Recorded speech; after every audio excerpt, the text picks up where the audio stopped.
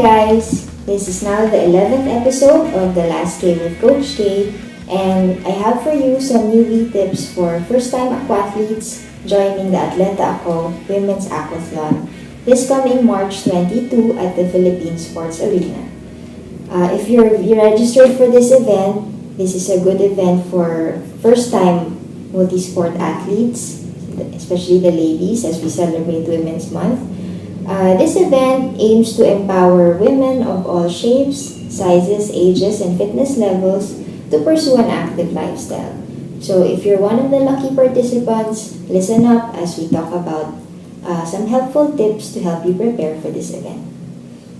2 to 3 weeks before the race, you should be thinking about how you can do your training to make it more specific to the race. So here's a sample workout that you can try. At the pool, preferably the same length as the race venue. You want to do warm up first, and then after that you do 3 by 100 meters at your race intensity, with the first 15 to 25 meters at a fast pace, and then the middle 50 meters at a steady pace, and then the last 15 to 25 meters at a fast pace again. And then after 100 meters, you rest for 20 seconds, and then you repeat the hundreds 2 more times. Then after the third, you proceed to your running loop, do 3 to 5 minutes of race intensity running, and then you go back to the pool and repeat that swim run set 2 more times, up to 5 times. And then make sure that when you do this workout, you recover well, because this can be very stressful, the high intensity sessions, combined swim and run. So during this week, the weeks leading up to the race, make sure you get enough rest for these workouts. So on race week, the goal is to train less and rest more.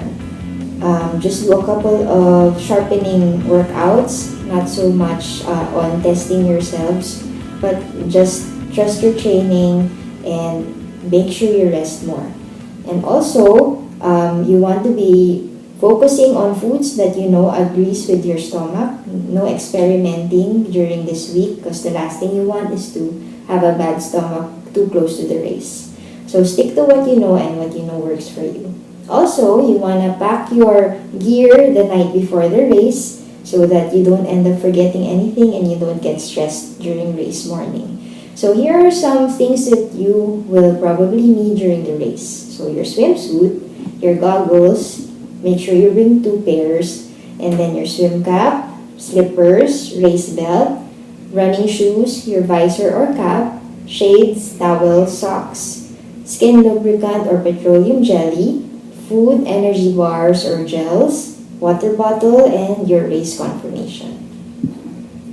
So for race morning, you have to aim to wake up maybe 2 to 3 hours before gun start, depending on how long it takes for you to get ready. And then you eat a light breakfast. Make sure you focus on foods that are easy to digest, ideally those that produce a low to moderate rise in blood sugar. These are called low to moderate glycemic index carbohydrates. So the reason why we prefer these foods before race, because it utilizes stored fuel, and which is a more efficient energy source. And at the same time, you end up burning your body fat in the process. So you can also lower the glycemic index of high carb foods by adding a moderate amount of protein. For example, an energy bar, or banana with peanut butter and jelly sandwich, cereal with milk, yogurt and fruit. So these are things that you can try. Just make sure that you know that these work for you and you've tried it before. At the race site, make sure you're at the transition area at least an hour before it closes. And you have to factor in the time it will take you to find parking space, and especially if you're driving yourself. So as soon as you get there, pick up your race kit, which contains your race number, timing chip, and other information. If they require body marking, make sure you line up as soon as you can. If not, just go straight to your transition area and prepare your running gear. And then while you're in transition, make sure you map out your path from the pool to the transition entry, to your transition area, and to the exit, so that when you come in after the swim, you know where to go. And then you proceed to the swim area, do a few laps for your warm-up, and then just wait for your gun start or your wave to be called.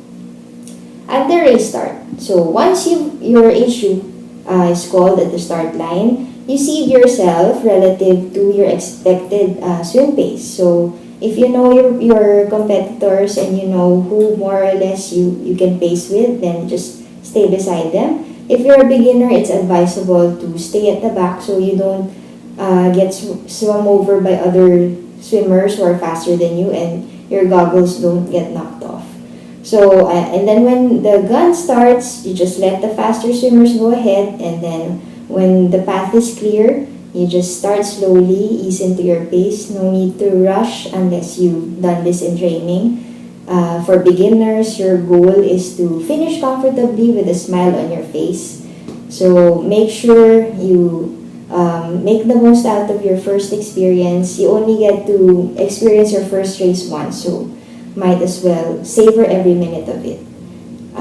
And then make sure that even if things don't go as planned, just treat it as a learning experience, and so that you have a starting point and you learn from your first. Well, that's it for today's episode. I hope you can use these tips if you're racing on Sunday at Atleta Women's Aquathlon. I just want to remind everyone to have fun and race safe. This has been the last day with Coach Kate. See you there.